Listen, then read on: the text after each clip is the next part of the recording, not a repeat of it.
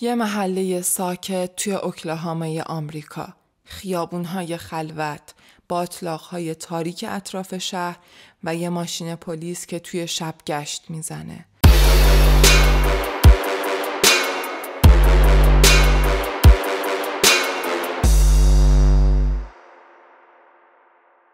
فکر میکنی پلیس یعنی امنیت، درسته؟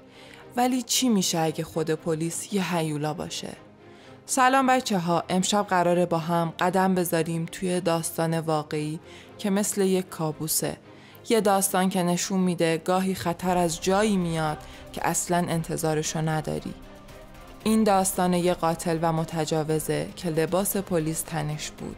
بهش میگفتن قاتل باطلاق. سالها توی سایه قدرت قایم شد، اما بالاخره نقابش افتاد. آماده اید که با من غرق این راز بشین؟ امشب قراره حقیقت پشت این هیولا رو باز کنیم. داستان ما برمیگرده به سال 2014 تو شهر اوکلاهاما سیتی، یه شهر متوسط با محله‌های فقیرنشین که پر از آدمای سخت کوش بود. توی این محله‌ها خیلی از زنها، مخصوصا زنهای رنگین پوست، زندگی سختی داشتن. کارگر بودن، مادر بودن و گاهی تو دام مشکلات گرفتار می شدن. یه روز توی ژوئن 2014 یه زن 57 ساله به اسم جانی لیگون به پلیس زنگ زد. جانی یه مادر بزرگ بود، همیشه توی کلیسا آواز میخوند و به بچه‌هاش کمک میکرد. اون شب وقتی داشت از خونه دوستش برمیگشت، یه ماشین پلیس جلوی راهشو گرفت. یک افسر جوون با چشمای سرد ازش خواست پیاده بشه. جانی گفت افسر ازش سوالای عجیب پرسید. ازش خواست تنهایی بره توی یه کوچه تاریک. وقتی جانی مقاومت کرد، افسر عصبانی شد و تهدیدش کرد. جانی ترسید، اما خوشبختانه تونست فرار کنه و زنده بمونه. اون اولین کسی بود که جرأت کرد شکایت کنه. ولی جانی تنها نبود. توی ماه‌های بعد زنهای دیگه هم جلو اومدن. یه دختر 17 ساله به اسم تیفانی که توی همون خیابون کار میکرد. یه مادر جوون به اسم شری که تازه از زندان آزاد شده بود. همه یه داستان مشابه داشتن. یه افسر پلیس با ماشین گشتش اونا رو توی خیابون گیر مینداخت. مجبورشون میکرد به جاهای خلوت برن و بعد وحشت شروع میشد. تا آخر 2014 حداقل 13 زن از این افسر شکایت کردن. بعضی هاشون گفتن فقط مورد آزار قرار گرفتن، اما چند نفر غیبشون زده بود. بعداً جسد 2 تا از این زنها توی باطلاق‌های اطراف شهر پیدا شد. خفه شده و رها شده توی آب‌های گلالود. مردم محله‌های فقیر دیگه به پلیس اعتماد نداشتن. زنها شبها از خونه بیرون نمی اومدن و بچه‌هاشون رو محکم بغل می‌کردن. پلیس اوکلاهاما سیتی اولش باور نمی‌کرد. یه افسر پلیس غیر ممکنه. فکر می‌کردن این زنها دارن از خودشون داستان می‌سازن. آخه کی باور می‌کنه یه مأمور قانون خودش قانون شکن باشه؟ امکان نداره. ولی شکایت‌ها زیاد شد. جانی، تیفانی، شری و بقیه زنها داستانهای مشابهی تعریف کردند. یه افسر با موهای کوتاه و قیافه معمولی با یه ماشین گشت سفید که همیشه توی شیفت شب کار میکرد. پلیس بالاخره مجبور شد تحقیق رو شروع کنه.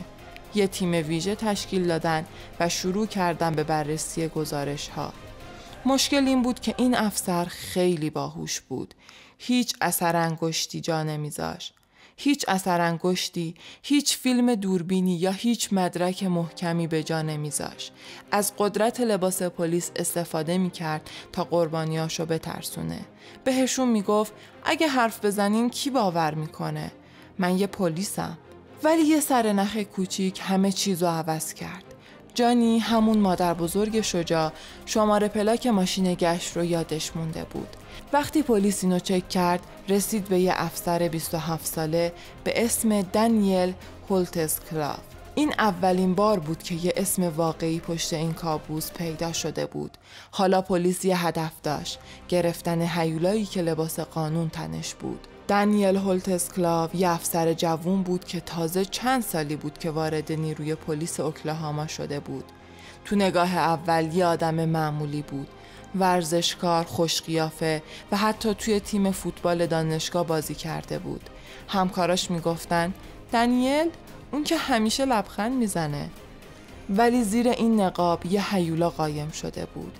وقتی پلیس شروع به تحقیق کرد معلوم شد هولت اسکلاف تو شیفت‌های شبش یه الگوی مشخص داشت.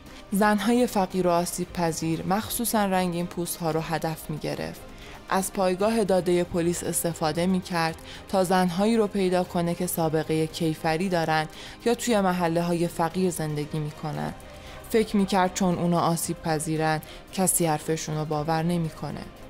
وقتی خونه و ماشینشو گشتن شواهد شروع به جمع شدن کردن.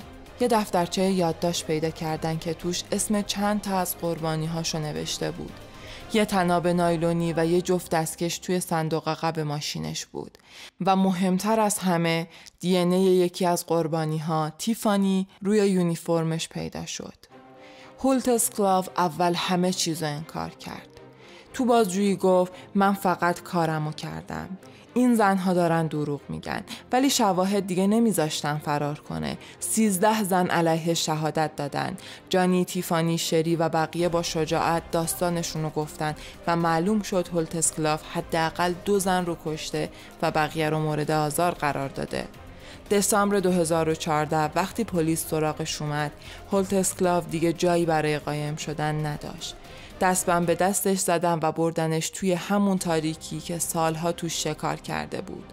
سال 2019 دنیل هولت اسکلاف توی دادگاه ایستاد. محاکمه‌اش یه طوفان رسانه‌ای بود. 13 زن با شجاعت جلوی قاضی شهادت دادن. دی ان ای، دفترچه یادداشت و شهادت‌های قربانی‌ها مثل یه دیوار آهنی دورش رو گرفته بود. هولت اسکلاف هیچی برای دفاع نداشت جز انکار. حکمش چی بود؟ 263 سال زندان برای 36 اتهام، از جمله قتل، تجاوز و سوء استفاده از قدرت. هولت اسکلاف هنوزم توی زندانه بدون شانس آزادی. توی دادگاه جانی، همون مادر بزرگ شجاع، بهش نگاه کرد و گفت تو فکر کردی ما ضعیفیم، ولی حالا ببین کی پشت میله هاست. این پرونده فقط یه قاتل رو متوقف نکرد، نشون داد که سوء استفاده از قدرت چطور میتونه زندگی ها رو نابود کنه. محله های فقیر اوکلاهاما سیتی شروع کردن به بازسازی اعتمادشون به پلیس. برنامه های آموزشی برای مامورا شروع شد تا دیگه همچین هیولایی توی لباس قانون قایم نشه. ولی برای جانی، تیفانی، شری و خانواده های 2 قربانی که کشته شدن این فقط یه تسلی تلخ بود. عدالت اومد ولی جای خالی اون زنها هیچ وقت پر نشد. این بود داستان قاتل باطلاق، یه هیولا که فکر میکرد با لباس پلیس میتونه تا ابد قایم بشه، ولی شجاعت چند زن باعث شد که شکار بشه. حالا نوبت شماست. توی کامنت ها به هم بگین این کابوس چطور بود؟ فکر میکنین چند تا هیولای دیگه هنوز توی لباس قانون قایم شدن؟ یا شاید یه پرونده مرموز دیگر رو دوست داریم براتون باز کنم؟ اگه از این داستان خوشتون اومد لایک کنید، سابسکرایب کنید و زنگوله رو بزنید که بازم با هم بریم تو دل تاریکی. ویدیو بعدی چی باشه؟ یه راز حل نشده یا یه قاتل دیگه که توی سایه ها قایمه؟ نظرتون رو برام بنویسید تا اون موقع مراقب باشید، مخصوصا اگر شب توی خیابون های خلوتین.